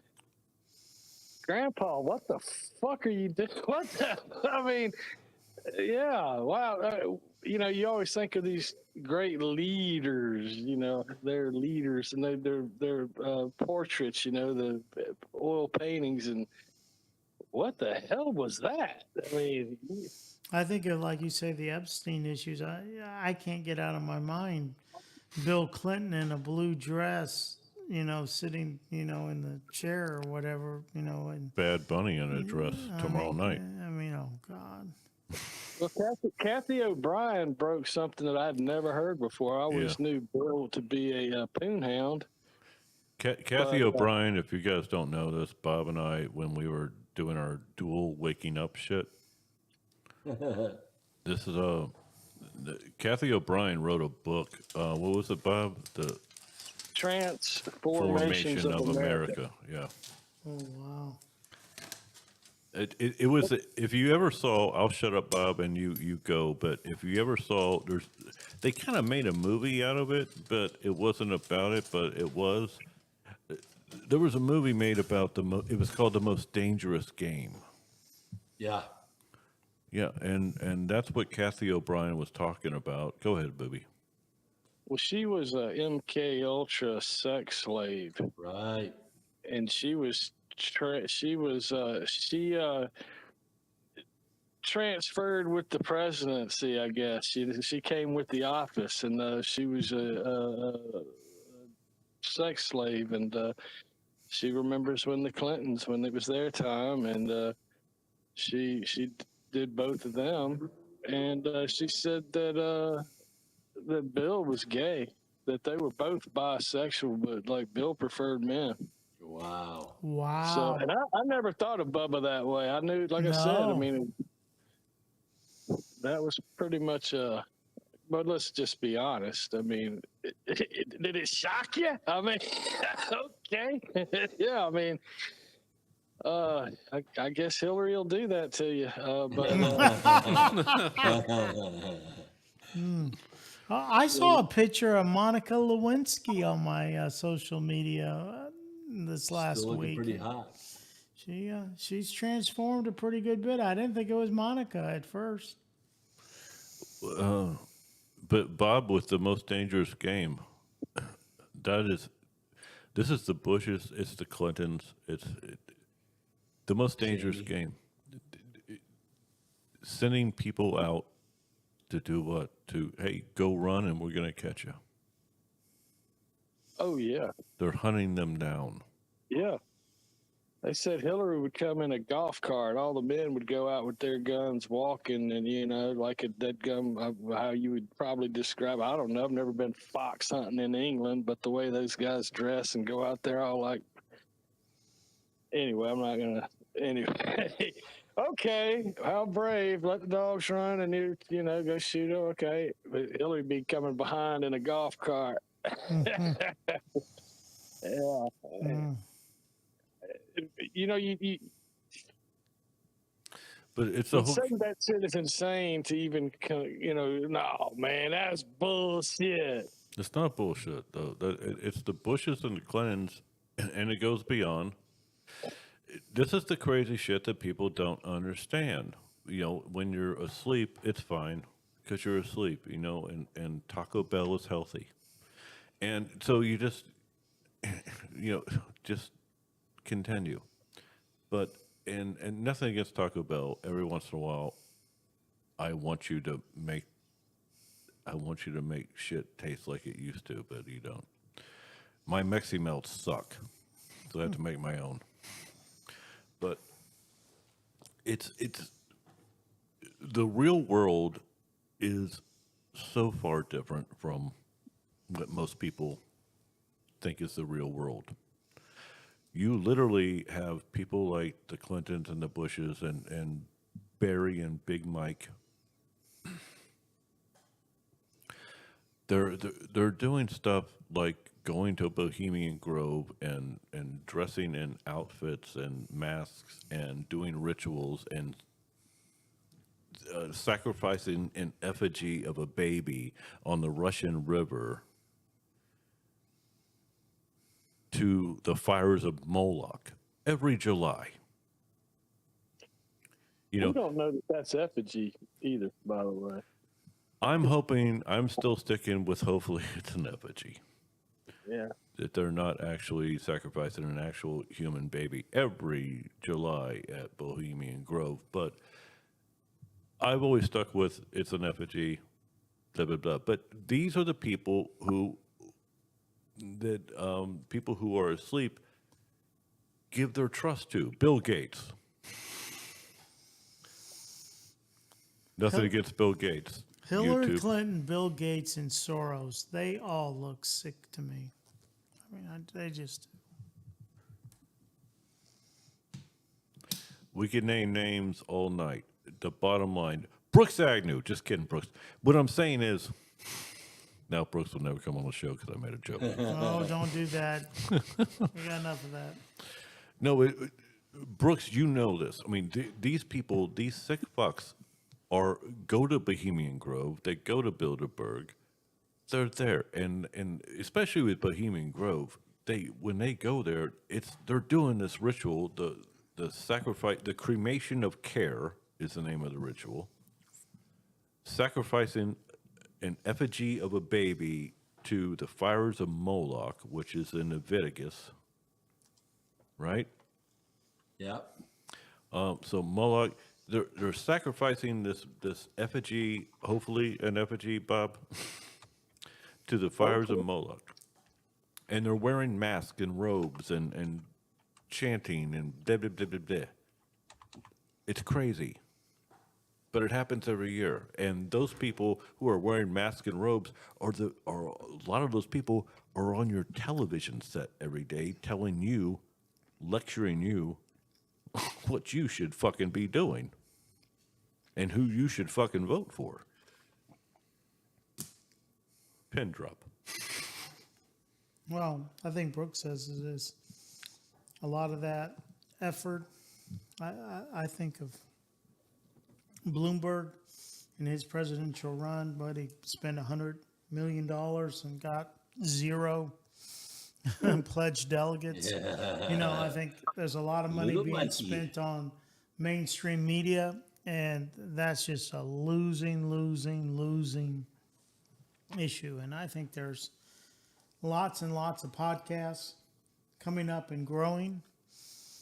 There are going to be some that are going to succeed really, really well. But I think, Brooks, you say Charlie Kirk was the best of us, but there were lots and lots of us out there saying the same thing. Yep. And, Thank you for mentioning Charlie. you know, I mean, that's where we are. He cannot be forgotten. Plain and simple. There's so much. If anything, this show's always going to mention Charlie. Right. Thank you. Because there's a lot of people that just fucking don't give a shit anymore. Charlie needs to be remembered. Plain and simple. Well, I think so. I listened to him. He actually gave me hope for this country's survival, for this next generation, and you know, and that was just a tough. It was a big hit. Yeah. I think for this country, I think for common sense, because he was trying to unfuck Yep. the system that his generation was born into, you know, and Exactly. and in his own way, and he's a very articulate speaker. I mean, at least he got to be, you know, when he was young. I remember him from being a kid and going, "Wow, I like this kid, man. That gives me hope for the future." Yeah, dude, straight up. I mean, J.D. Vance said it. I forget. I'd have to go back and find it, but he was going to be. Eventually, he was going to run. Charlie would have been president of the United States eventually at some point in time.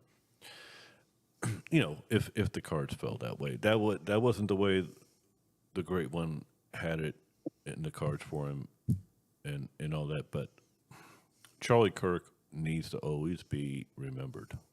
I can tell you We're this. not going to stop talking about Charlie. What I'm saying is, there's other people who would just throw it away. They're done because, you know. No, I'm glad you mentioned that. Mention Charlie, because we're always going to talk about Charlie until people get pissed off, and then I'll talk about Charlie more. There you go. I can tell you with this, the alternative Super Bowl halftime is probably going to be 10 times better than Bad Bunny. So, switch. Kid Rock's going to fucking rock. And he's not the only one. I think know. there's several other. I know, but he's putting it together. Right. That's what I'm saying. He's going to. Right. It's going to be a great performance. You got the double tortilla. I got the second one. I usually take one home, but I'm nibbling on my second one. And if Tony didn't eat his second one, I'm going to take his second one. You're such a And there you go. They're good. scavenger. I am a scavenger, man. Don't. Yeah, I'll take it. No doubt there. Guys, we need to start getting out of here. Great show tonight, gentlemen. What are the odds the score is going to be 33-3? Okay, let's write this down. Booby, are you calling 33-3? And that would be holy shit, right? With the yeah, with the It's whole. the thing. I think it's going to be 27-17. I think 17-34. That's mine. Hold on, I'm writing this down. Brooks, what you got again? By the way, Seahawks are victorious in every single one of these matchups. 27-17. 27-17. 34-17. 34. 11-17. All right. You know why Bob said 33-3? No. All Well, I thought 66-6 would have been a bit much. But That's why Bob said that. All right. So we got the scores down, guys, for Super Bowl tomorrow or later on this morning, later on tonight, because we are into Sunday now. We got scores down. If I'm watching anything, I'm watching Kid Rock and what TP USA is doing for the halftime jazz. But we'll see what our scores are next Sabado Noche. Bob, great having you on as always, my brother. good being here. Thanks, guys. It's fun. Booby, you can stay with us until the end of the show. All this, we'll just drum everybody out. It's all cool. Keith, thank you once again for being here. You're writing down the scores reminds me, and Brooks, we'll chat about this here in a week or two or a couple of weeks. I think this show should have a contest. I think as midterms are coming up, to generate some excitement, I think we should have some listener input and maybe give away some prizes, maybe some gift cards to some restaurants or establishments, and see who can predict the closest Senate outcome and closest House of Representative outcome. Interesting. So we shall talk about it, right? Right? Okay, Keith, never mind. We won't talk about it. Yes, yeah, we will talk about it. Yes. All right. You can't see it on camera, probably, but I'm winning. I'm winning. What am I doing? I am winning. I'm wearing my Win Everything shirt from one of my Navy SEAL buddies. All right. And maybe go to Forge and look up some great shirts. Let's win everything, folks. For Too big to rig. Yep. Let's win everything in life, being awake and walking with the great one. Bob Austin, once again, thank you so much for coming on. Brooks Agnew, Dr. Brooks Agnew. When people go to brooksagnew.com, what are they looking for? Of course, you can get any of my books. I have 13 titles in print. 8 of them have been bestsellers on Amazon, so you can't go wrong there.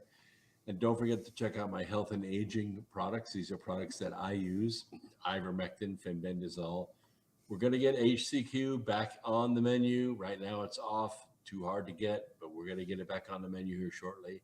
But if you want ivermectin and fenbendazole at wholesale prices without a prescription, there's only one place to go, and that's brooksagnew.com. brooksagnew.com.